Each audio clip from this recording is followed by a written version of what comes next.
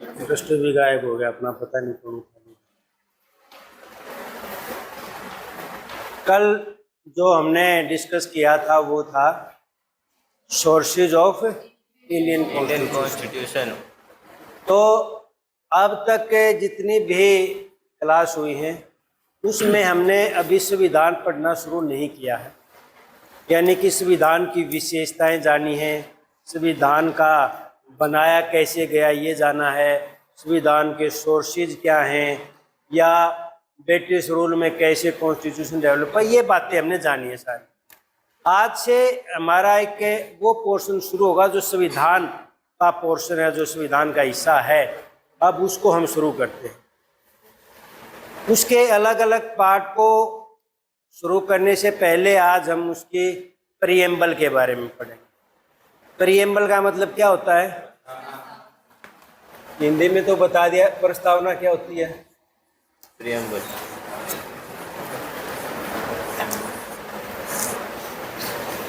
प्रस्तावना क्या होती है? कॉन्स्टिट्यूशन से जोड़ के मत देखो, वैसे बताओ प्रस्तावना का क्या मीनिंग?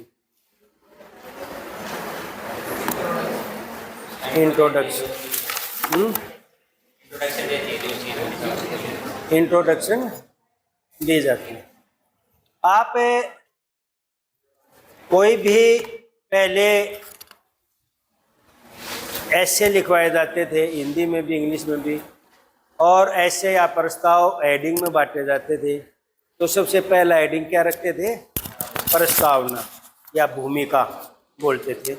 या कोई भी किताब लिखी जाती है उससे पहले के उसकी भूमिका लिखी जाती है, प्रस्तावना लिखी जाती है, जिसका अर्थ है कि उस किताब में क्या लिखने जा रहे हैं, इस किताब में क्या, थोड़ा सा उसका परिचय हो जाए, थोड़ा सा उसकी जान पहचान हो जाए, भी ये किताब है किससे संबंधित।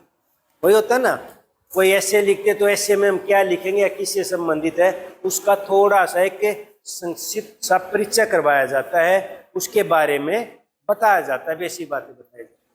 तो उसको बोलते हैं हम भूमिका या प्रस्तावना या प्रीएम्बल।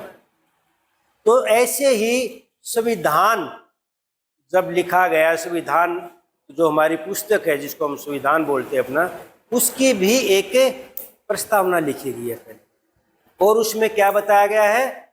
उसमें बताएगा कि हमारा संविधान कैसा होगा, हमारे संविधान में किस तरह की सरकार का व्यवस्था की जाएगी, हमारे संविधान में किस तरह से नागरिकों को कौन कौन से अधिकार दिए जाएंगे, हमारे संविधान का सोर्स क्या है, हमारे संविधान का लागू कब हुआ है। ये सारी बातें जो एक परिचय हमारे संविधान का, वो किस में दिया गया है? प्रीएम्बल में, प्रस्तावना। आज इसके बारे में पढ़ेंगे। एक बहुत छोटा सा टॉपिक है, कोई बड़ा नहीं है। प्रीएम्बल पढ़ी है आपने? संविधान की प्रस्तावना छोटा सा एक पैराग्राफ है बस। आप तो पता नहीं, पहले एनसीईआरटी की जो किताबें होती थी उसमें प्रीएम्बल छपा होता था पहले पेज पर, अब भी हो तो उसमें पढ़ा होगा। तो पहले तो उसका प्रीएम्बल एक छोटी सी लाइन है, उसको हमें एक साथ बोलने से पढ़ने से कोई फायदा नहीं, उसको हम एक एक लाइन को करेंगे, एक एक लाइन का मतलब समझेंगे, एक एक शब्द का मतलब समझेंगे कि क्या है। पहले प्रस्तावना के बारे में कि कैसे जोड़ी गई और क्या संविधान का हिस्सा है या नहीं है, क्या इसमें बदलाव हो, पहले उसके बारे में जान लेते। जब संविधान सभा के बारे में मैंने बताया था, कॉन्स्टिट्यूशनल असेंबली, उसकी पहली मीटिंग हुई थी 9 दिसंबर 1946 को, बताया था ना, 9 दिसंबर 1946 को पहली मीटिंग हुई थी। तो उसके 4 दिन बाद ही 13 दिसंबर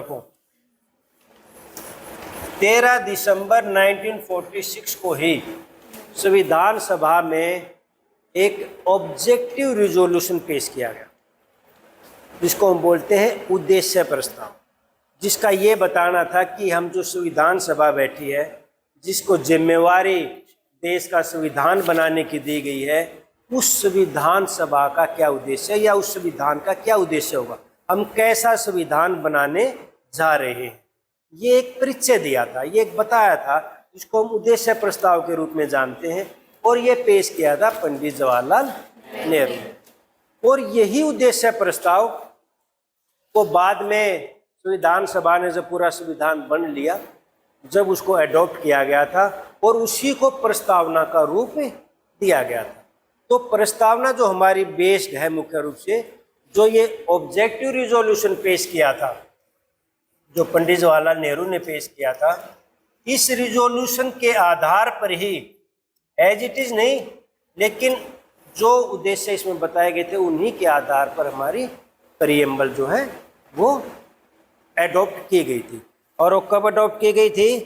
जैसे इसमें दिया गया है कि 22 जनवरी था शायद, हाँ 22 जनवरी 1947 को इसको संविधान सभा ने इसको स्वीकार किया था। ठीक है, इस उद्देश्य प्रस्ताव को नहीं, उद्देश्य प्रस्ताव को स्वीकार किया था। संविधान प्रस्ताव तो बाद में जोड़ी थी। जो उद्देश्य प्रस्ताव 13 दिसंबर को पेश किया गया, फिर संविधान सभा ने उसको अडॉप्ट कर लिया, स्वीकार कर लिया। हाँ भाई, हम जो उद्देश्य इसमें बताए गए हैं हम ऐसा ही संविधान बनाएंगे। और उन उद्देश्यों में मुख्य रूप से क्या था? हम एक संप्रभु, हम एक लोकतांत्रिक, हम एक रिपब्लिक देश की स्थापना करेंगे। हम अपने लोगों को सामाजिक, आर्थिक और राजनीतिक न्याय दिलवाएंगे। हम कानून के शासन की स्थापना करेंगे, रूल ऑफ लॉ।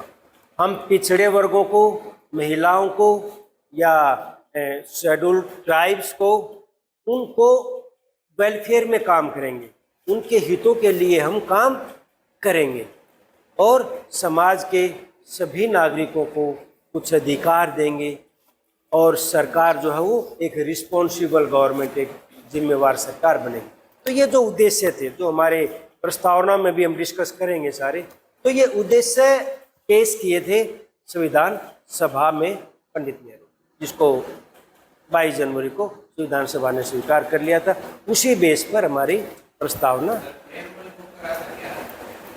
उद्देश्य प्रस्ताव को, ऑब्जेक्टिव रिजोल्यूशन को स्वीकार किया था 22 जनवरी 1947 को। प्रीएम्बल को बाद में जोड़ा गया। जब पूरा संविधान बनकर तैयार हो गया था तब प्रीएम्बल को जोड़ा गया। ठीक है, और देशों से ही प्रभावित है भाई, प्रीएम्बल है और देशों के संविधान में, अमेरिका के संविधान में या फ्रांस के संविधान में, जहाँ पे थी उससे हमारा प्रभावित है। अलग अलग शब्द है, वी द पीपल ऑफ अलग जगह से ले लिया, सोशल इकोनॉमिक पॉलिटिकल जस्टिस का कॉन्सेप्ट दूसरी जगह से ले लिया, तो ये अलग अलग हमने लिया। तो ये तो हुआ कि उद्देश्य प्रस्ताव के आधार पर प्रस्तावना तैयार हुई, हमारी शामिल की। अब एक बात पहले डिस्कस कर लेते हैं, प्रस्तावना को बाद में डिस्कस करने के, कि क्या प्रस्तावना या प्रीएम्बल संविधान का हिस्सा है या नहीं है। मतलब इसको संविधान का हिस्सा माना जाए, जैसे संविधान है वो एक कानूनी बाध्यता बन गई, क्या प्रस्तावना को उसका माना जाए। तो इस मामले में न्यायपालिका में याचिका गई और 3-4 केस इससे संबंधित हैं, प्रस्तावना से संबंधित, जो जुडिशरी में आए। उनमें सबसे पहला मुकदमा था बेरूबारी यूनियन का। बेरूबारी यूनियन ज़्यादातर जो मुकदमा किया जाता है या जिसके खिलाफ होता है उसके आधार पर केस का नाम हो जाता है। तो बेरूबारी यूनियन का जो मामला आया उसमें न्यायपालिका ने ये कहा कि संविधान प्रस्तावना संविधान का हिस्सा नहीं है। तो इसमें न कोई बदलाव का सवाल उठता, न इसको लागू करने की कोई बात है, तो उसमें मना कर दिया। तो पहले केस में क्या गया, मना कर दिया। दूसरा केस, ये बेरूबारी यूनियन का केस आया था 1960 में, और जो अगला केस आया वो था केशवानंद भारती केस, ये 1973 में। तो 1973 में जो केस आया, इसमें न्यायपालिका ने अपना फैसला बदल दिया। देखो, न्यायपालिका अपने फैसले बदल सकते, उसको अधिकार है, लेकिन फर्क सिर्फ इतना होता है, अगर पहले कोई फैसला दिया गया है और उस फैसले को न्यायपालिका बदल रही है तो उससे बड़ी बेंच होनी चाहिए। पहले तो हाई कोर्ट के फैसले को सुप्रीम कोर्ट बदल सकता है। अगर एक जज ने कोई फैसला दिया है तो उसको 2 या 3 जजों की बेंच उसको बदल सकती है।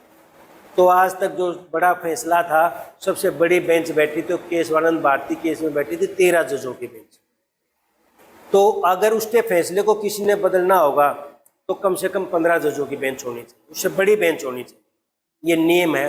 तो सुप्रीम कोर्ट के कई बार आप देखोगे, एक बार सुप्रीम कोर्ट ने कुछ फैसला दे दिया, फिर सुप्रीम कोर्ट ने अपने फैसले को बदल के दूसरा फैसला देते। ऐसे कई बात आएंगे, कई डिस्कस आएंगे, खासकर जब हम फंडामेंटल राइट्स को जिक्र करेंगे, जहाँ पर एक बड़ी डिबेट चली थी जुडिशरी के बीच में और लेजिस्लेचर के बीच में कि कौन ताकतवर है कौन नहीं है, तो वो फैसले बदलने का अधिकार है। तो यहाँ पर भी बेरोजगारी यूनियन का जो फैसला था, जिसमें न्यायपालिका ने कहा था कि preamble is not the part of the constitution, उसने कह दिया preamble is the part of the constitution, तो ये लागू भी की जा सकती है और इसमें अमेंडमेंट भी हो सकता है।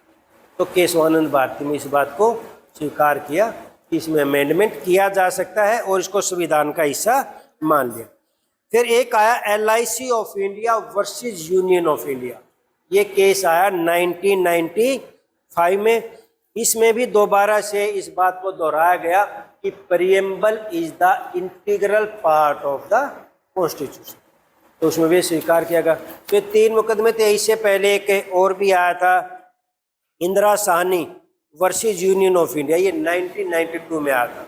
इसमें एक सवाल यह आया था कि अगर संविधान का कोई पार्ट, कोई हिस्सा अस्पष्ट है तो उसको स्पष्ट करने के लिए क्या प्रस्तावना का सहारा लिया जा सकता है।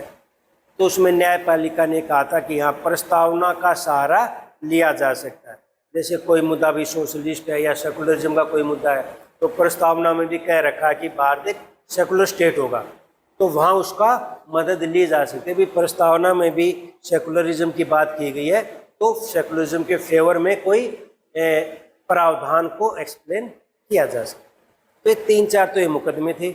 उसके बाद ये तय हुआ कि प्रस्तावना जो है वो संविधान का हिस्सा है और उसमें अमेंडमेंट हो सकता है। अब बात आती है संविधान में अमेंडमेंट होने की। तो संविधान में अमेंडमेंट एक ही बार हुआ आज तक। वो कब हुआ था? जो 42nd अमेंडमेंट था,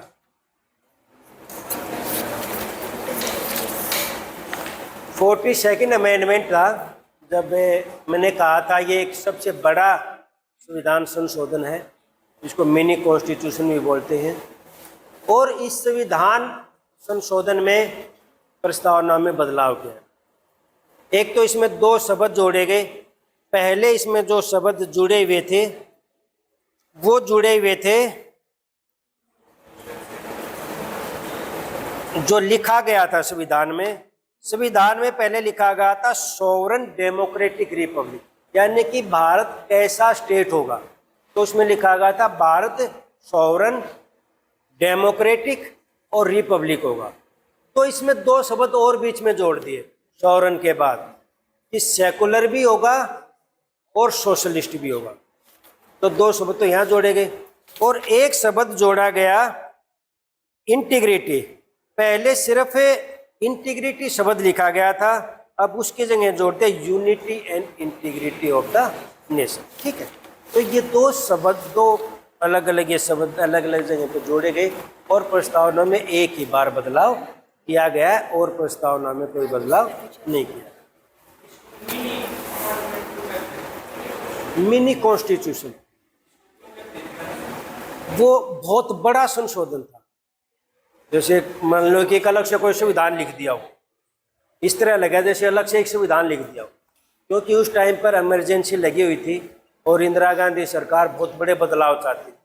अपनी सरकार को बचाने के लिए भी कुछ नए बदलाव, हालांकि जो भी बदलाव 42nd अमेंडमेंट में किए गए थे उनको ज़्यादातर को रद्द कर दिया था 44th अमेंडमेंट, क्योंकि 2 साल बाद ही जनता पार्टी की सरकार आ गई थी और उसने एक और बड़ा संशोधन किया, वो भी बहुत बड़ा संशोधन था 44th अमेंडमेंट 1978 में। तो उसमें क्या किया था, उसमें उसने वो सारे प्रावधान, ज़्यादातर, सारे नहीं, जैसे ये जोड़े थे ये नहीं हटाए, ये रह गए।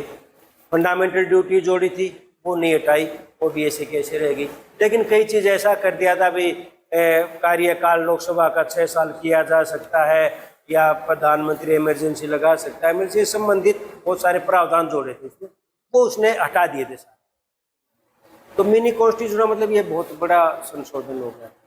और तो वैसे तो संशोधन ये होता किसी एक आर्टिकल में, एक पार्ट में संशोधन हो जाए, उसमें बहुत सारे आर्टिकल्स में अलग अलग अमेंडमेंट किए गए। तो ये बातें क्लियर हुई है यहाँ तक। एक तो हमें पता चला कि प्रीएम्बल कैसे जोड़ेगी, दूसरा प्रीएम्बल कॉन्स्टिट्यूशन का पार्ट है, ठीक है, तीसरा ये उद्देश्य प्रस्ताव पर बेस्ड है, चौथा ये हमारे संविधान के बारे में बताती है कि हमारा संविधान कैसा। अब आते हैं प्रस्तावना पर, प्रस्तावना की लैंग्वेज पर, उनके शब्दों पर, उसमें क्या क्या दिया गया है। हर एक शब्द का अपना एक महत्व है। प्रीएम्बल जैसे मैंने बताया था, अडॉप्ट, संविधान ने अडॉप्ट जोड़ी कब गई थी? बिल्कुल आखिरी 26 नवंबर 1949 को, जब संविधान बनकर पूरा तैयार हो चुका था। तो इस प्रस्तावना को पढ़ना शुरू करते हैं। सबसे पहला लिखा है, we the people of India having solemnly resolved to constitute India। तो सबसे पहला शब्द, महत्वपूर्ण शब्द है, we the people of India. We the people of India, क्योंकि इसको फिर पूरी लिख के फिर आखिर में आखिरी लाइन इसी से जुड़ी हुई है, मतलब एक ही लाइन है पूरी, ये पूरी प्रस्तावना एक ही लाइन में खत्म है कि in our constituent assembly this 26th day of November 94 to hereby adopt, enact and give to ourselves this constitution। यानी कि हम भारत के लोगों ने अपना संविधान खुद बनाया है और हम अपना संविधान खुद आज स्वीकार करते हैं। तो इसमें बताने का मतलब ये था, इस शब्द का फोकस ये है कि संविधान का निर्माण भारत के लोगों ने किया है। संविधान का निर्माण किसी बाहरी सत्ता ने नहीं किया है, और यदि कोई सबसे ताकतवर है तो वो भारत के लोग हैं। तो अगर संप्रभुता कहीं है, संप्रभु है जिसने है, संप्रभुता की बात करेंगे तो भारत के लोग हैं। तो इस लाइन से, इस शब्द से ये दिखाने का प्रयास किया गया है कि भारत का संविधान भारत के लोगों ने बनाया है और खुद अपने लिए इसको बना के खुद उसको स्वीकार किया, ठीक है। अब दूसरी बात जो इसमें महत्वपूर्ण है, कॉन्स्टिट्यूट इंडिया इनटू ए, हम इंडिया को कैसा बना रहे हैं, यानी कि हम एक कैसी शासन व्यवस्था, कैसी सरकार बनाने जा रहे हैं, या कैसा देश बनाने जा रहे हैं, कैसा राज्य बनाना चाह रहे हैं, उसमें ये सारी बातें हैं। फिर कैसा देश होगा? सबसे पहले तो सॉवरन होगा, सबसे पहले तो सॉवरन होगा, दूसरा सोशलिस्ट होगा, तीसरा सेकुलर होगा, हालांकि इनमें कॉमा नहीं है, सॉवरन, सोशलिस्ट, सेकुलर होगा, और डेमोक्रेटिक होगा, और रिपब्लिक होगा।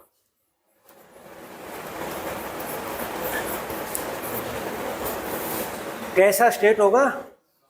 सॉवरन होगा, सोशलिस्ट होगा, सेकुलर होगा, डेमोक्रेटिक होगा और रिपब्लिक। हाँ, हिंदी में बताएंगे, एक एक शब्द का हिंदी में ही बताएंगे। सॉवरन शब्द का मतलब है संप्रभु, यानी कि भारत एक प्रभु सत्ता संपन्न देश होगा। प्रभु सत्ता संपन्न देश होने का मतलब भारत किसी के अधीन नहीं होगा। आंतरिक मामलों में, बाहरी मामलों में पूरी तरह से अपने डिसीजन अपने देश हित में लेने के लिए स्वतंत्र होगा। हम किसी के दबाव में अधीन नहीं होंगे। तो सॉवरेनिटी या प्रभु सत्ता का मतलब है कि ये स्पष्ट हो गया कि आज से अंग्रेजों का शासन खत्म, आज से हम किसी के अधीन नहीं। पहली बात तो ये। दूसरी विशेषता जो बाद में जोड़ेंगे, जो दो शब्द, दूसरी विशेषता सोशलिस्ट। भारत एक समाजवादी देश होगा। अब समाजवाद एक विचारधारा है, एक आइडियोलॉजी है, एक थ्योरी है, एक अप्रोच है, बहुत महत्वपूर्ण चीज़ है। दो तरह की, इसको थोड़ा सा डिटेल में बताता हूँ। जब हमारा देश आज़ाद हुआ तो उसके बाद उसी टाइम पर एक कोल्ड वॉर शुरू हुआ था। यूएसएसआर और यूएसए दो गुटों को लीड करने वाले देश बने थे। और उसमें इकोनॉमिक मॉडल कैसा होगा, इकोनॉमिक मॉडल के आधार पर सोशलिस्ट दो मॉडल हैं, एक लिबरल लिबरलिज्म बोलते हैं, एक सोशलिज्म बोलते हैं, इसको समाजवाद बोलते हैं। लिबरलिज्म है उदारवाद। उदारवाद का मतलब ये है कि सरकार जो है वो कम से कम मार्केट में इंटरफेयर करेगी। सरकार इंटरफेयर नहीं करेगी, लोग अपना काम उनको स्वतंत्र छोड़ देगी, अपना कमाओ और खाओ, अपने उत्पादन करो, सरकार कोई नहीं रोकेगी, जो जितना कमा सकता है कमाओ। वो विचारधारा फोकस करती है, जोर इस बात पर देती है कि लोग अपने आप एक विवेकशील प्राणी है मनुष्य, और उसको अगर स्वतंत्र छोड़ा जाएगा तो अपने हित में वो बेहतर काम करेगा, खुले बाजार में आएगा, ज़्यादा मेहनत करेगा, ज़्यादा कमाएगा। वो विचारधारा इस बात पर आता है। दूसरी विचारधारा सोशलिज्म, जिसको शुरू करने वाला मुख्य रूप से कार्ल मार्क्स रहा है। इसको मार्क्सिज्म एक आइडियोलॉजी दी थी, उसी से सोशलिज्म डेवलप हुआ। सोशलिज्म यह कहती है कि समाज में सबको खुला छोड़ने से, यानी कि सरकार हट जाए, मार्केट को खुली छोड़ दे, बाजार में इंटरफेयर ना करे, उससे तो असमानता बहुत ज़्यादा बढ़ जाए, क्योंकि समाज एक अनइक्वल सोसाइटी है, इनइक्वलिटी है समाज में, और उसमें कुछ लोग अमीर हैं और कुछ गरीब हैं। किसी के पास उत्पादन के साधन है, किसी के पास उत्पादन के साधन नहीं है, और यदि आपने उसमें इंटरफेयर नहीं किया तो क्या होगा? अमीर लोग गरीबों का शोषण करना शुरू कर देंगे, समाज में इनइक्वलिटी बहुत ज़्यादा बढ़ जाएगी, और कुछ लोगों को तो कुछ मिलेगा ही नहीं, वो तो सिर्फ उनके दास बनकर रह जाएंगे।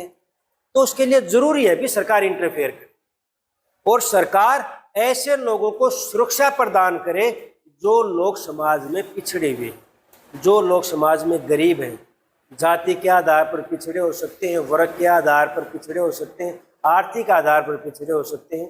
तो उनके लिए समाज, राज्य की जिम्मेवारी होनी चाहिए, राज्य की रिस्पॉन्सिबिलिटी होनी चाहिए कि हमने उन लोगों को भी ऊपर उठाना है जो लोग समाज में पिछड़ गए हैं। तो जो ऐसी आइडियोलॉजी, ऐसी सोच है, वो सोच है सोशलिज्म, ठीक है, यानी कि समाजवाद। तो एक किस्म से समाजवाद कहने का मतलब ये है जिसके पीछे वाद लग जाता है। लिबरलिज्म में एक किस्म से व्यक्तिवाद है वो। उदारवाद का मतलब उदारता, बंधन ना लगाना। समाज जिसके पीछे जो वाद लग जाता है, इसका मतलब उसको उस चीज़ की फिक्र है। यहाँ पर समाज की फिक्र है, यानी कि समाज के हित में काम करना सरकार की जिम्मेवारी है। नारीवाद, नारी की फिक्र है, ठीक है ना।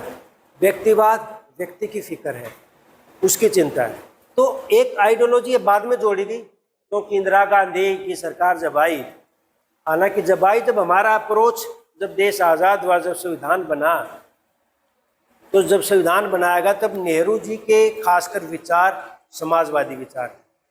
असल में जब रूस में क्रांति हुई 1917 में, तो उसके बाद वो इतनी ज़्यादा पॉपुलर हो गई थी कि दुनिया के ज़्यादातर लोग समाजवाद से प्रभावित हो गए, और हमारे भी बड़े बड़े लीडर बहुत ज़्यादा प्रभावित थे, जिसमें सुभाष चंद्र बोस या पंडित जवाहरलाल नेहरू, जयप्रकाश नारायण, राम मनोहर लोहिया, जो समाजवाद से प्रभावित थे।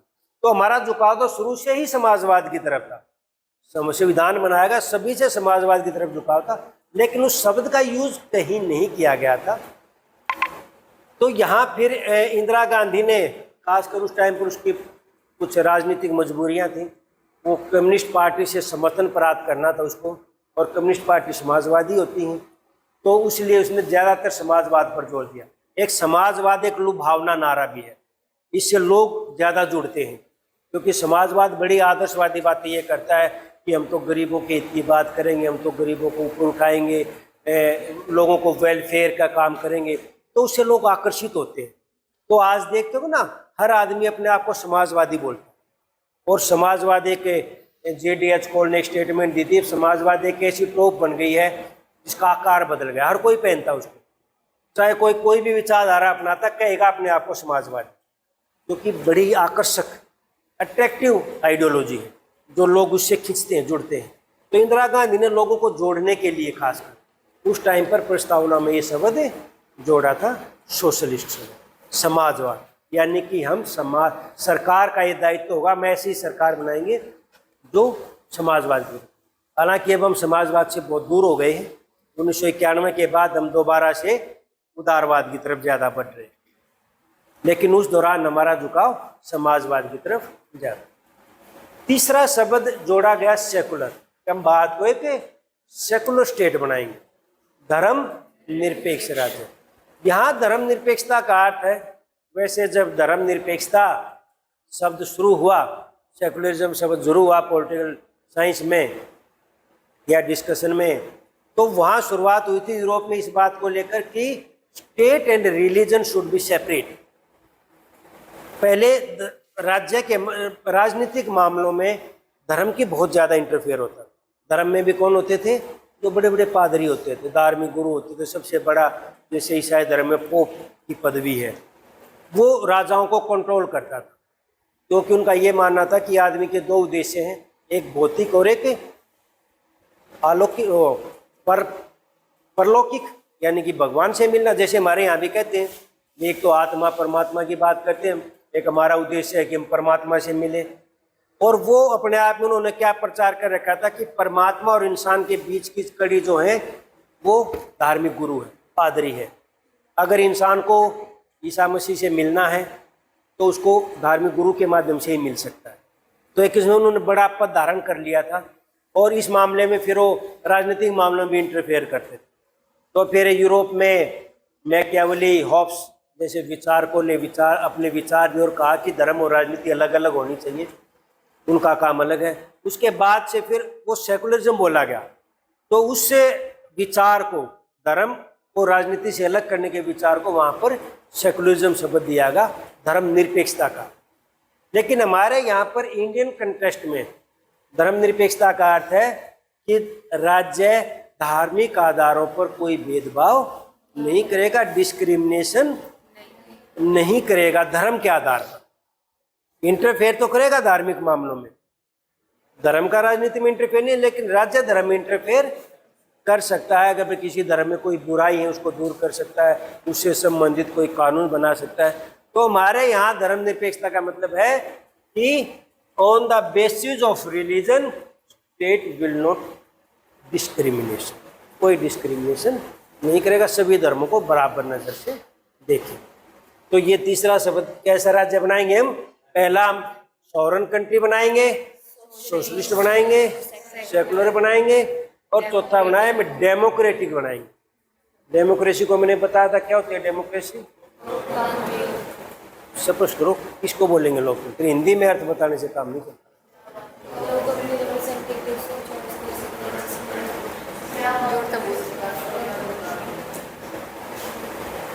लोकतंत्र एक फॉर्म ऑफ गवर्नमेंट है, टाइप ऑफ गवर्नमेंट। एक अब्राहम लिंकन की स्टेटमेंट बड़ी पॉपुलर है, लोगों का शासन लोगों के लिए लोगों द्वारा, यानी कि एक ऐसी सरकार जो लोगों के द्वारा ही चुनी जाए, लोगों के द्वारा ही चलाई जाए और लोगों के लिए ही काम करे, यानी कि जनता के हित में ही काम करे। तो अगर इसको आसान भाषा में समझो, डेमोक्रेसी का मतलब है, पहले तो डेमोक्रेसी का मतलब होता था कि लोग शासन, लोगों का शासन। लोकतंत्र का मतलब था लोगों का खुद शासन।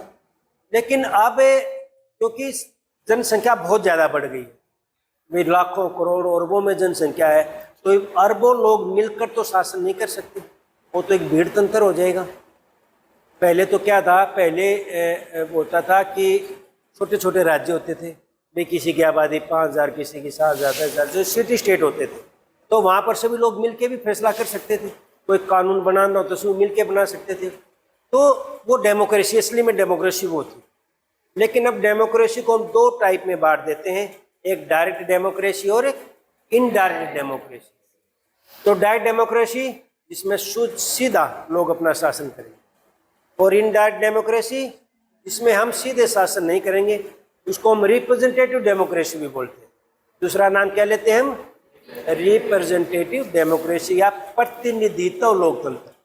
हम अपने प्रतिनिधि चुनते हैं और हमारे प्रतिनिधि शासन। अब हमने अपने प्रतिनिधि एमएलए चुन दिए, एमपी चुन दिए, वो शासन करते हैं। तो कई लोग इसको आलोचना भी करते हैं, भाई ये तो उन लोगों का ही शासन है जो प्रतिनिधि चुने जाते हैं।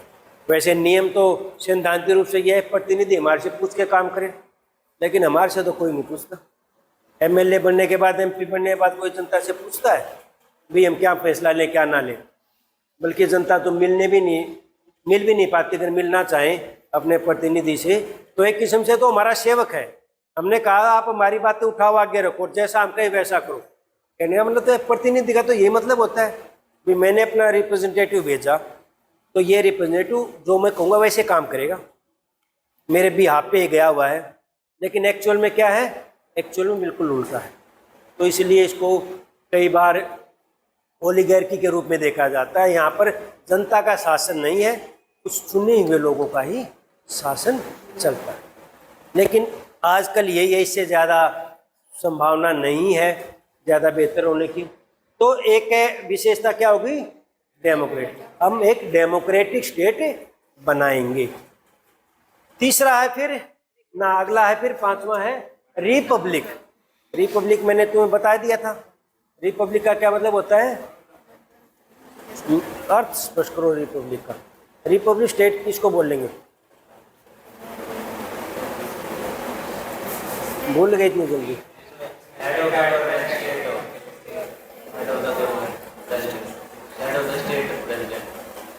Head of the state president. बता दो रहा है लेकिन समझा नहीं पा रहा। याद तो है कुछ? जिसमें head of the state elected होगा, हेरिडेटरी नहीं होगा। यानी कि जो राष्ट्र का मुखिया है, हमारे यहाँ राष्ट्र का मुखिया कौन है? राष्ट्रपति। सरकार का मुखिया है प्रधानमंत्री। क्योंकि हमारे यहाँ पर जो पार्लियामेंट्री सिस्टम है उसमें राष्ट्र का मुखिया और सरकार का मुखिया अलग अलग होते हैं। तो जहाँ पर राष्ट्र का मुखिया, देश का मुखिया जो है, राज्य का मुखिया, यदि वो इलेक्टेड है, चुना हुआ है, वंश के आधार पर इसकी नियुक्ति नहीं होती, कोई राजा महाराजा नहीं है, तो वो होता है रिपब्लिक। जैसे हमारे यहाँ भी है या फिर अमेरिका में भी है, लेकिन ब्रिटेन में नहीं है। क्योंकि ब्रिटेन में जो मुखिया होता है राज्य का, वो वहाँ का राजा या महारानी जो भी होती है, ठीक है ना। तो हम एक रिपब्लिक देश, यानी कि हमारा सरकार का मुखिया ही निर्वाचित नहीं होगा। डेमोक्रेसी में तो सरकार का मुखिया निर्वाचित होता है, उसे डेमोक्रेसी बनती है, और राज्य का मुखिया निर्वाचित होगा, उसे रिपब्लिक बनता है। तो हम एक रिपब्लिक राज्य की स्थापना करें। तो पहली बात तो प्रस्तावना में कह दिया कि हम we the people of India, यानी कि संप्रभुता है, हमने अपना संविधान खुद बनाया है, अपने लिए बनाया और खुद उसको स्वीकार किया। दूसरी बात स्पष्ट हो गई कि हम कैसा देश बनाने जा रहे हैं, कैसी सरकार बनाने जा रहे हैं, कैसी शासन व्यवस्था बनाने जा रहे हैं। तो उसमें सारी बातें आ गई। उस शासन व्यवस्था में अगली जो बात है, अब इस शासन व्यवस्था में हम नागरिकों को क्या देने वाले हैं, हम सिटीजन के लिए क्या देंगे। तो सिटीजन के लिए जो देंगे, सबसे पहला बताया कि हम उनको पहले तो न्याय देंगे। पहला शब्द उनको क्या बताया गया? हम अपने नागरिकों को न्याय देंगे। और न्याय को भी थोड़ा सा एक्सप्लेन किया गया। कौन कौन सा न्याय? सोशल, इकोनॉमिक और पॉलिटिकल। अब ये जो कॉन्सेप्ट है, ये पॉलिटिकल थ्योरी के कॉन्सेप्ट है, सोशल, इकोनॉमिक एंड पॉलिटिकल। हम सामाजिक न्याय देंगे, हम आर्थिक न्याय देंगे, हम राजनीतिक न्याय देंगे, तीनों तरह का न्याय देंगे। लिबरलिज्म में सिर्फ और सिर्फ पॉलिटिकल जस्टिस की बात होती है, सोशल इकोनॉमिक जस्टिस की बात सोशलिज्म में होती है। पॉलिटिकल जस्टिस तो क्या हो गया? राजनीतिक रूप से सबको बराबर बना दिया, यानी कि सबको वोट डालने का अधिकार दे दिया, सबको चुनाव लड़ने का अधिकार दे दिया, सबको कोई भी पद प्राप्त करने का अधिकार दे दिया। यानी कि हमने पॉलिटिकली सबको इक्वल दे दिया, इक्वल राइट्स दे दिए सभी को, जैसे कि हमारे संविधान में दिए गए हैं। कोई भी व्यक्ति, सभी व्यक्ति वोट डालने का अधिकार रखते हैं। कोई भी व्यक्ति जो निश्चित कंडीशन पूरी करता है, एक उम्र पूरी करता है, भारत का नागरिक है, 25 साल की आयु है, लोकसभा का चुनाव लड़ सकता है, विधानसभा का चुनाव लड़ सकता है। 30 वर्ष की आयु वाला है तो राज्यसभा का चुनाव लड़ सकता है। 35 वर्ष की आयु का भारतीय नागरिक है, राष्ट्रपति का चुनाव लड़ सकता है। तो कोई सबको इक्वलिटी दी गई है। तो वो तो हो गया एक किस्म से पॉलिटिकल जस्टिस, जो लिबरलिज्म में कहते हैं भी देना चाहिए, इंडिविजुअल लिबर्टी की जो बात है। अब ये है सोशल और इकोनॉमिक। अब ऐसा देने से क्या समाज में समानता आ जाएगी? जो लोग गरीब हैं, जो लोग पिछड़े हैं, अब उनके लिए राजनीतिक समानता ज़्यादा मायने नहीं रखती। आप देखते होंगे जब चुनाव होते हैं, एक गरीब का वोट खरीदना बहुत आसान होता है। कोई व्यक्ति 500 रुपये में, 100 रुपये में कोई दारू की बोतल देकर, कोई और लालच देकर वोट खरीदे जाते हैं। ये कोई नई बात नहीं है। गरीबों के वोट बहुत ज़्यादा खरीदे जाते हैं। क्यों? क्योंकि वो गरीब इतना गरीब होता है, उसको अपने राजनीतिक अधिकार से उसकी वोट का महत्व उसके लिए कुछ नहीं है। उसके लिए, जिसके लिए पेट खाली है, जो गरीब है, भूखा है, उसके लिए तो कोई सरकार बन जाए, क्या लेना उसको तो क्या चाहिए? उसको तो सबसे पहले भोजन चाहिए, सबसे पहले अपनी इकोनॉमिक नीड्स पूरी करनी है। तो इसलिए वो अपनी आसानी से अपनी वोट बेच देता है। तो उसके लिए पॉलिटिकल राइट्स का भी कोई महत्व नहीं, क्योंकि मार्क्सिस्ट थ्योरी ये कहती है जब तक समाज में सामाजिक और आर्थिक रूप से समानता नहीं आएगी, जब तक समाज में इक्वलिटी नहीं आएगी, इकोनॉमिकली लोग अमीर गरीब का भेदभाव नहीं मिटेगा, जाति पाति का या वर्ग का भेदभाव नहीं मिटेगा, जब तक राजनीतिक समानता नहीं आ सकती या राजनीतिक न्याय स्थापित नहीं किया जा सकता। तो हमारे संविधान में जब न्याय की बात हुई तो सिर्फ ये बताएगा केवल पॉलिटिकल जस्टिस की बात नहीं हो रही, यहाँ पर इंडिविजुअल जस्टिस की बात नहीं हो रही, बल्कि हम सोशल और इकोनॉमिक जस्टिस भी देंगे। इसका मतलब गरीबों को सुविधाएं देंगे, समाज में पिछड़े वर्गों को ऊपर उठाने का प्रयास करेंगे, समाज में असमानता को मिटाने का प्रयास करेंगे, जाति के आधार पर भेदभाव उनको समाप्त करेंगे। क्योंकि सोशल जस्टिस कब होगा? सामाजिक न्याय जब होगा जब जाति के आधार पर भेदभाव मिटे, खत्म हो। तो इस हमारे संविधान में क्या कहा था? हम नागरिकों को न्याय देंगे, और वो भी सिर्फ पॉलिटिकल नहीं, सोशल और इकोनॉमिक न्याय भी देंगे। दूसरी बात कही गई, नागरिकों को लिबर्टी देंगे, यानी कि आज़ादी देंगे, स्वतंत्रता देंगे। किस किस चीज़ की? लिबर्टी में बात की गई, liberty of thought, expression, belief, faith and worship. अपने विचार व्यक्त करने की स्वतंत्रता होगी, और विचार व्यक्त करने में एक मौलिक अधिकारों में आएगा, हमारे संविधान में प्रेस की स्वतंत्रता का कहीं जिक्र नहीं किया गया, वो इसी में आ जाता है, विचार अभिव्यक्ति। क्योंकि हम अपने विचार किसी भी रूप में प्रकट कर सकते हैं, वे हम बोल कर भी, लिख कर भी, या कोई वीडियो बना कर भी, या भाई कोई संकेत के आधार पर भी, कोई पिक्चर छाप कर भी, जो कार्टूनिस्ट करते हैं। तो अपने विचार व्यक्त करने की एक तो स्वतंत्रता देंगे, liberty of thought and expression, अपने विचारों को प्रकट करने की हम लोगों को स्वतंत्रता देंगे। बोलने की आज़ादी हो, लिखने की आज़ादी होगी, प्रेस की आज़ादी होगी, वो इसमें आ जाएगी। दूसरा बात, बिलीफ और फेथ, विश्वास। वो किसी धर्म में विश्वास रखते हैं, कहीं पर उसकी आस्था है, तो उसको सरकार नहीं रोकेगी। भाई अपने धर्म में मेरी किसी देवी देवता में आस्था है, तो सरकार इसमें इंटरफेयर नहीं करेगी। मैं अपने पसंद के देवी देवता की अपनी पसंद से, अपने तरीके से उसकी पूजा पाठ कर सकता हूँ, इसमें कोई रोक टोक नहीं होगी। एक किस्म से सेकुलर शब्द से मिलता जुलता होगा कि अगर कोई अपने धर्म का पालन करना चाहता है, अपने धार्मिक देवी देवताओं को पूजना चाहता है, तो उसमें उसको पूरी आज़ादी दी जाएगी। वर्शिप, पूजा करने की आज़ादी, कोई कहीं पर भी पूजा किसी भी रूप में कर सकता है। बस शर्त यह है कि समाज के दूसरे वर्गों के किसी काम में बाधा ना आए। ठीक है, तो लिबर्टी दी गई। तीसरा दिया गया कि हम इक्वलिटी देंगे, समानता लोगों को, यानी कि समान बनाने की कोशिश करेंगे। इक्वलिटी में क्या क्या? Equality of status and opportunity. अब इक्वलिटी ऑफ अपॉर्चुनिटी की जो बात है वो तो लिबरलिज्म में भी आता है, सभी में आती है, यानी कि सभी को आगे बढ़ने का बराबर अवसर दिया जाए। कोई नौकरी निकलेगी, ओपन कंपटीशन होगा, जो योग्य है आ जाओ भाई, इलेक्शन होंगे, सभी ओपन है भाई, जो योग्य है चुनाव जीत जाओ, यानी कि अवसर बराबर दे दिए। नतीजे बराबर नहीं आते।